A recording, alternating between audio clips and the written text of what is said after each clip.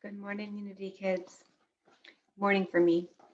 I don't know what time of day you might be listening, but I'm really happy that you're here, and I'm happy that I have the opportunity to share this Palm Sunday lesson with you for this week. Our lesson this week begins with a story. I'm Miss Barbara, by the way. Our lesson this week begins with a story called Anna and the Donkey. Anna lived in a small village outside the big city of Jerusalem. Anna's father made strong and beautiful pots to sell, and her mother wove colorful blankets and shawls.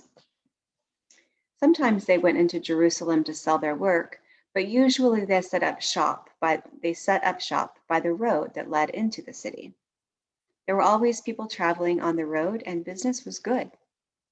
Anna loved to sit out by the road and imagine where all the travelers came from. She'd only been in the city once and never further from her village than the river. Seeing people from exotic places stirred up Anna's imagination and made life exciting. Lately, she had been too busy caring for the new baby donkey to get out to the road. Her parents and big brothers didn't have time to brush it every day or talk softly into its big ears when it got a bit nervous. Anna was the only one who knew about the spot on its nose that needed a delicate scratch sometimes. It was bigger now, and Anna was proud to say it was healthy and gentle due to her loving care. She'd been looking forward to seeing the travelers who came to the city for Passover, but then her brother injured his leg falling from their wagon. Now she had to do his chores too, and there was no time for daydreams about faraway places. Anna angrily swept the stable and thought about how unfair things were. The colt and its mother were tied outside the stable while Anna finished cleaning the stall. She was back in the shadows when she saw strangers approach and talk with her father. To her dismay, they untied the donkey and walked away. The colt stayed next to its mother and followed them out to the road. Anna quickly ran and asked her father, "Father, why are those men taking our donkey?" "The teacher has need of them, Anna. It will be all right," her father explained gently. That was all he would say. Anna didn't understand, and she ran after the men with tears of outrage stinging her eyes. Her brother's chores, and now this? She could just barely keep the colt in sight as they joined the many people and carts on the busy road. The men eventually joined others and offered the donkey to the one who was their teacher. Anna stayed out of sight but watched what happened next. After the donkey was draped with robes, the teacher rode the donkey toward the city gates while the others walked beside. The colt stayed close to his mother all the way. The teacher seemed gentle and kind to Anna, so she was even more confused about why he had taken her donkey. She overheard someone say, "Some people say he has been blessed by God." Then someone else said, "This man says anyone can know God, even Gentiles and those who have made mistakes and done bad things. He also says that we do not have to go to the temple to know God.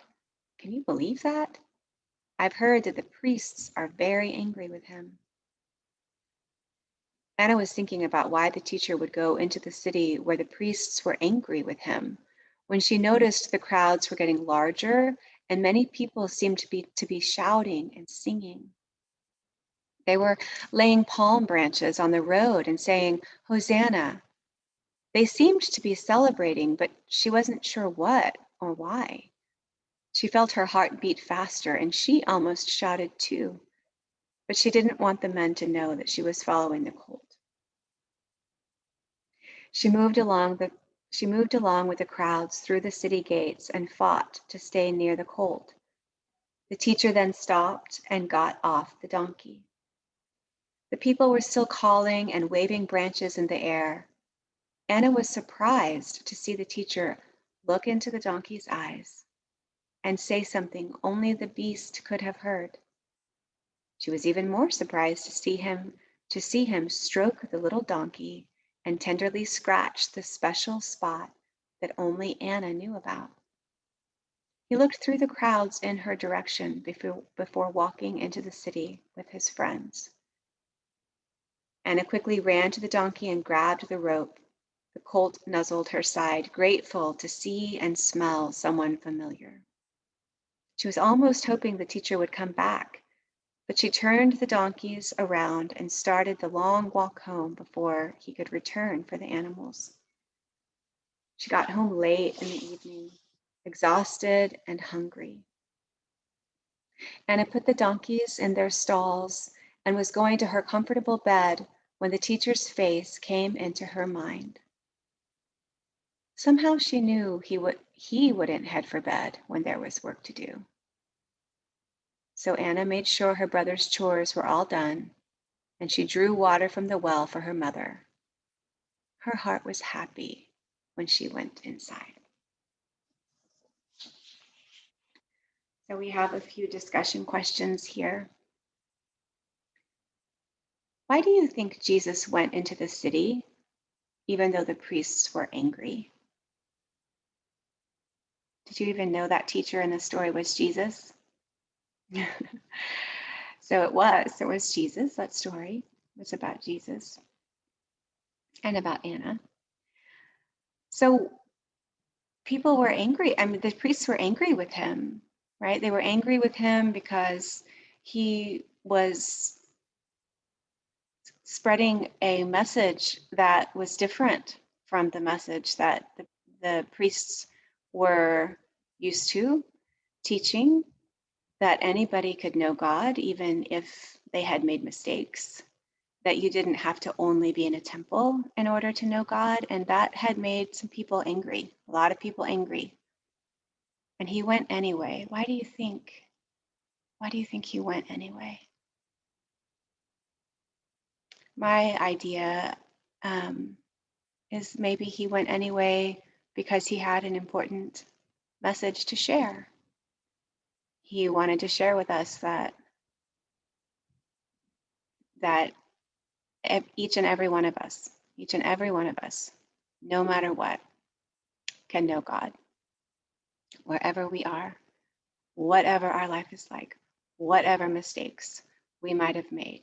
Every single one of us can know God. And that was so important for people to hear, that he went anyway. Why do you think Anna was angry about doing her brother's chores? Because it's hard work, maybe, right? Right? She had her own chores to do, and now she had to do somebody else's. Have you ever had to do extra work because somebody in your family maybe wasn't feeling well, or for just any reason you had to do something extra that you didn't plan to do? It doesn't always feel good, right? But something changed in this story, because in part of the story, she was really mad and feeling like it was very unfair to have to do her brother's chores. And then at the end of the story, even though she got home so late and she was so tired, she thought that teacher, that gentle, kind teacher that she had seen that day, Jesus, I don't think he would go to bed without doing these chores. So I won't either.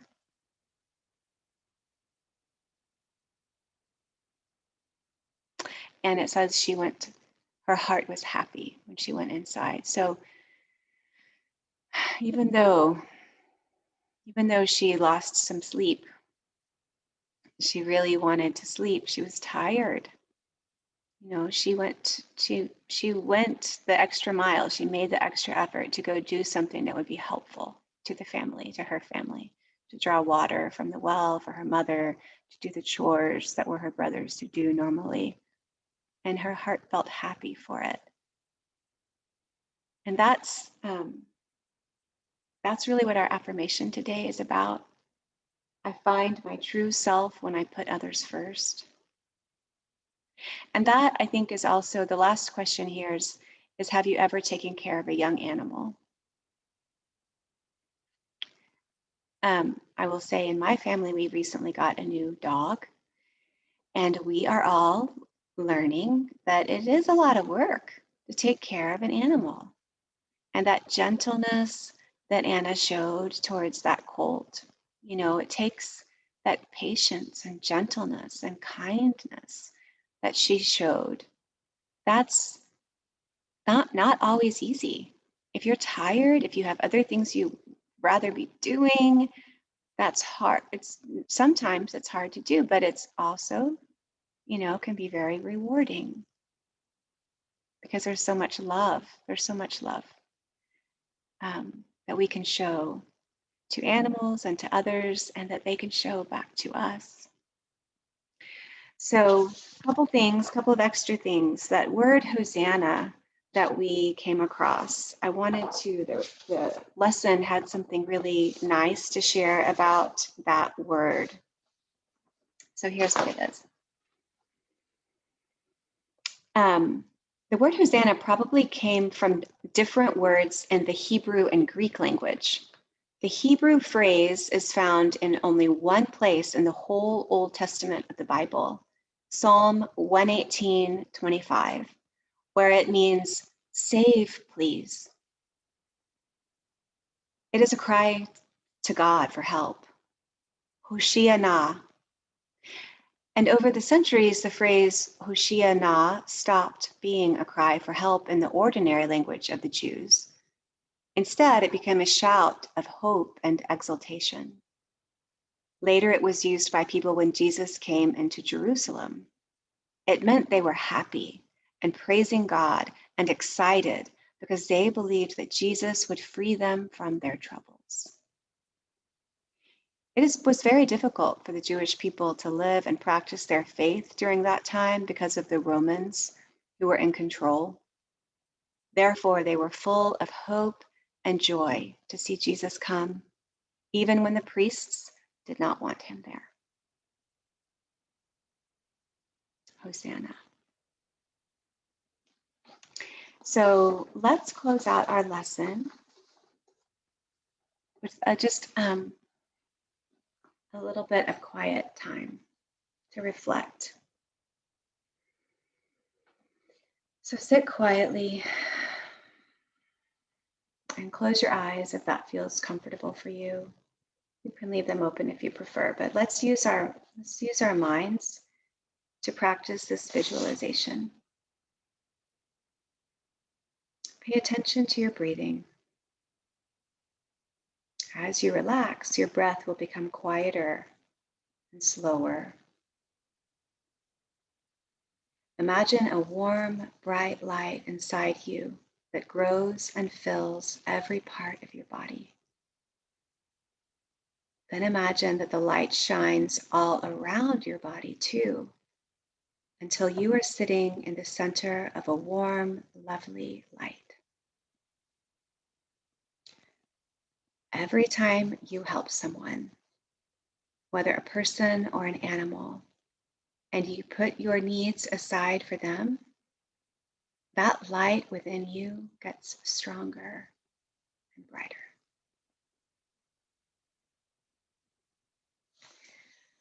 So let's say our affirmation. Now that we have a better understanding of what this affirmation might mean for us, let's say our affirmation together 3 times.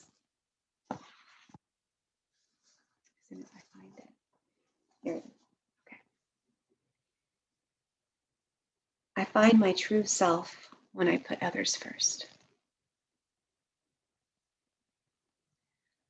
Will you say it with me? I find my true self when I put others first. I find my true self when I put others first.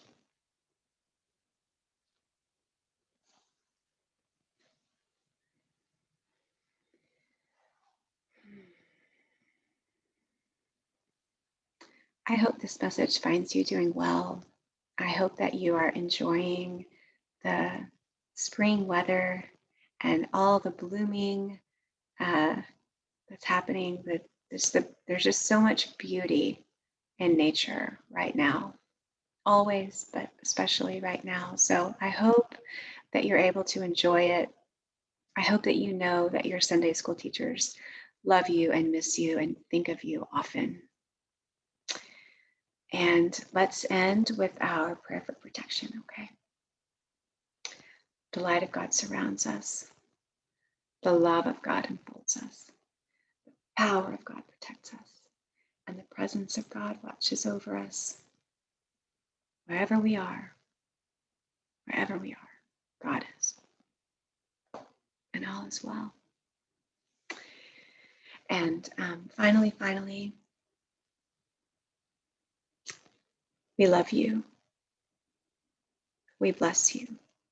We appreciate you. And we behold the Christ in you. Have a wonderful week.